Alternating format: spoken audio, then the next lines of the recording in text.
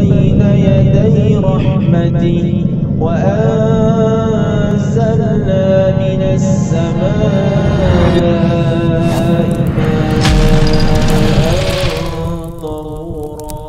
Bismillahirrahmanirrahim. Alhamdulillah wassalatu wassalamu ala Rasulillah wa ala alihi wa sahbihi wa mawalah wa manittabah. Allahumma alimna ma jahilna wanfa'na bima 'allamtana warzuqna ilman nafi'an ya rabbal alamin. Rabbi shrah li sadri wa yassir li amri wahlul 'uqdatan min lisani yafqahu qawli. Tsumma ma ba'd, uhayyikum jami'an bi tahiyatil Islam. Assalamualaikum warahmatullahi wabarakatuh. Alhamdulillah, senang sekali bisa berjumpa kembali dengan pemirsa Masjid TV, channel atau media dakwah untuk Islam yang rahmatan lil alamin. Ikhwan dan akhwat sekalian, kali ini kita akan membahas tentang mahallu al-khuf atau mahallu al-mashi alal khuf. Tempat yang kita usap saat kita mengusap al-khuf, atau bagian dari khuf yang mana yang kita usap ya, sebagai ganti dari mencuci kaki saat kita berwudu. Sebelumnya saya sedikit ya membahas tentang perbedaan antara al-khuf dan al-hida.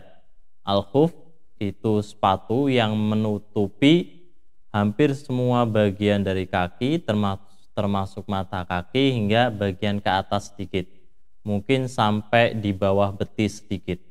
Adapun al-hida umumnya sepatu itu ada bagian di mana sepatu itu tidak menutup mata kaki. Namun kita anggap al-khuf atau hida itu samalah. Yang penting menutupi bagian mata kaki. Nah, para ikhwan dan akhwat sekalian, mana dari bagian sepatu itu yang wajib atau yang harus kita usap saat kita memakainya sebagai ganti dari kita mencuci kaki saat kita berwudu? Ikhwan dan akhwat sekalian, dalam hal ini ada setidaknya 4 pendapat atau 4 perbedaan pandangan di kalangan para ulama. Pendapat yang pertama menyebutkan bahwa bagian atas atau bagian permukaan sepatu itu wajib hukumnya diusap. Adapun bagian bawah sepatu itu hukumnya mustahab, atau bagian alas kaki hukumnya mustahab untuk diusap. Pendapat ini dipegang oleh Al-Imam Asy-Syafi'i dan Al-Imam Malik rahimahumullah.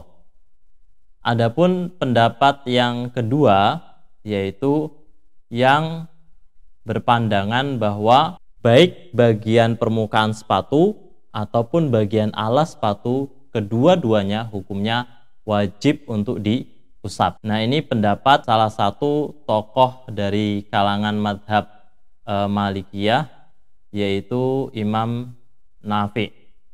Sedangkan pendapat yang ketiga, yaitu mereka yang berpandangan bahwasanya yang wajib itu hanyalah bagian atas atau permukaan dari sepatu. Adapun bagian bawah tidak termasuk bagian yang diusap atau tidak ada hukumnya sama sekali. Pendapat ini dipegang oleh Al-Imam Abu Hanifah rahimahullah dan Al-Imam Ahmad ibn Hanbal rahimahullah. Adapun pendapat yang keempat, nah ini pendapat yang syadz atau pendapat yang menurut Ibnu Rushd dalam kitabnya Bidayatul Mujtahid, itu pendapat yang sangat lemah karena tidak berdasarkan pada hujjah atau dalil-dalil, atau tidak ada dalil-dalil yang menjadi pegangan dari kelompok yang keempat ini. Ikhwan dan akhwat sekalian, apa argumen yang dipegang oleh masing-masing kelompok? Apa argumen yang menjadi dasar mereka berpendapat demikian dan demikian? Ada 2 hadis atau ada setidaknya pertentangan di antara hadis-hadis yang membahas tentang sifat mengusap atau bagian mana yang diusap dari sepatu saat kita mengusapnya sebagai ganti dari mencuci kaki saat kita berwudu. Di antaranya adalah 2 hadis populer yang saling bertentangan. Penyebab pertama, selain pertentangan dari 2 hadis ini, juga penyebabnya adalah apakah mengusap sepatu itu bisa diserupakan dengan mencuci kaki? Kalau mencuci kaki kan kita tahu kita mengusap baik bagian atas ataupun bawah, bagian permukaan kaki kita dan bagian telapak kaki kita. Apakah mengusap sepatu itu hukumnya dikiaskan kepada mengusap atau membasuh kaki? Nah, ini pertentangan atau dasar pertentangan dari masing-masing kelompok tadi. Nah, dua hadis yang populer, yang pertama yaitu hadis Al-Mughirah bin Syu'bah, di mana dia mengatakan sebuah hadis yang cukup panjang. Kemudian di dalam hadis itu dia mengatakan annahu sallallahu alaihi wasallam masaha a'lal khuf wa batinahu. Saya akan tulis untuk lebih jelasnya. Hadis yang pertama, hadis Al-Mughirah bin Syu'bah. Hadis Al-Mughirah bin Syu'bah. Fihi, di dalam hadis itu ada lafaz seperti ini. Annahu sallallahu alaihi wasallam. Kemudian hadis yang cukup bertentangan dengan hadis ini, hadis Ali bin Abi Thalib. Baik, hadis yang pertama, hadisul Mughirah bin Syu'bah. Di dalam hadis itu ada lafaz annahu sallallahu alaihi wasallam, bahwasanya Nabi sallallahu alaihi wasallam masaha mengusap a'lal khuf, bagian permukaan dari sepatu, wa batinahu, dan bagian alasnya. Kalau kita cermati, berarti Rasulullah SAW mengusap dua bagian atas atau permukaan dan alas seperti hukum kita mencuci kaki, yaitu membasuh bagian permukaan kaki dan bagian alas kaki atau telapak kaki. Kemudian hadis yang agak bertentangan dengan ini, hadis Ali bin Abi Thalib radhiyallahu an, beliau mengatakan laukana dinu bi ra'yi, sekiranya agama itu berdasarkan akal, lakana asfalal khuf, tentu bagian alas sepatu aula bil masih, itu lebih utama diusap min a'laha, dibandingkan bagian atasnya. Kenapa? Karena bagian alas tuh paling beresiko terpapar najis, sehingga harus dibersihkan dibandingkan bagian atas. Tapi ungkapan ini seolah-olah agama itu kan tidak berdasarkan akal. Agama kan berdasarkan wahyu.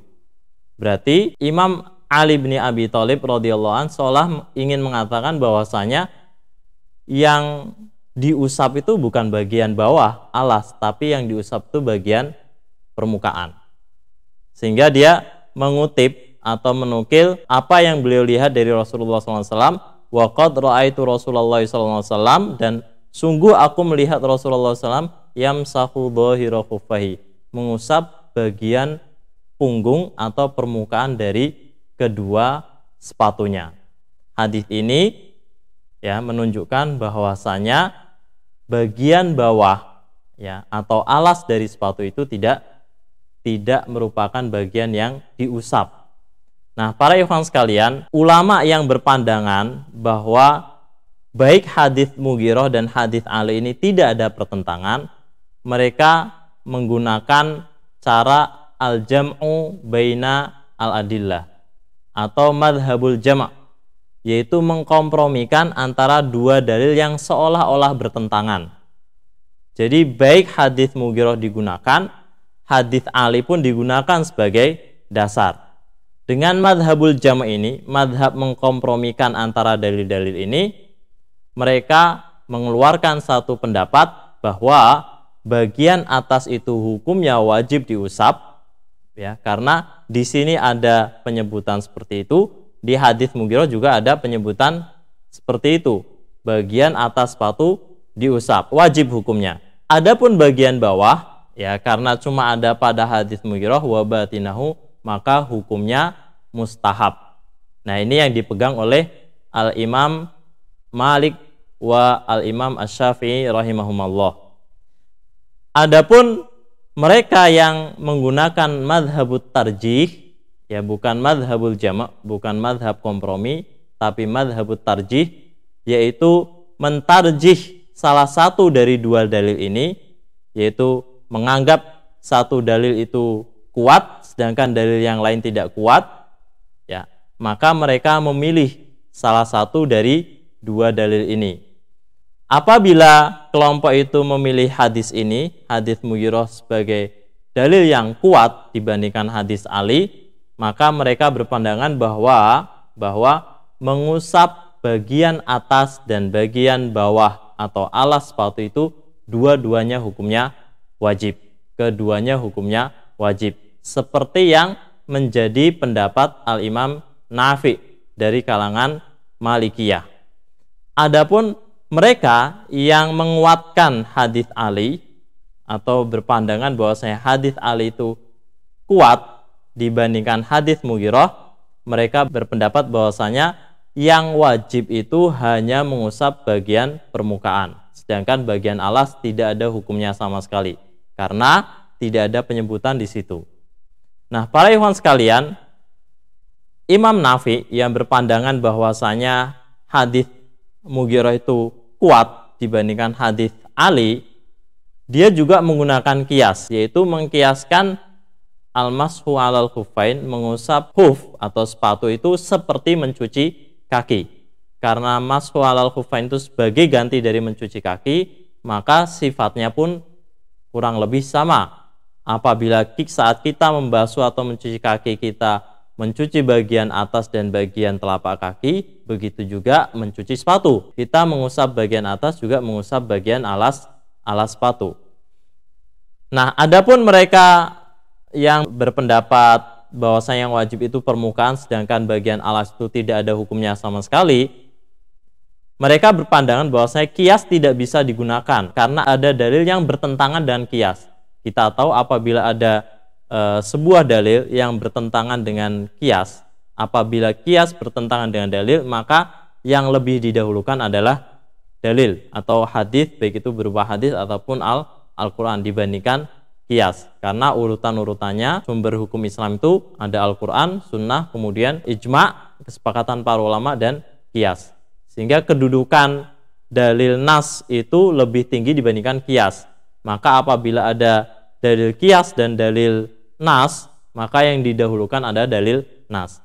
Maka Al-Imam Abu Hanifah dan Imam Ahmad berpandangan bahwa kias tidak boleh dilakukan karena ada dalil yang jelas memperlihatkan bahwa mengusap bagian atas itu hukumnya wajib dan hukum mengusap bagian bawah itu atau bagian alas tidak ada sama sekali.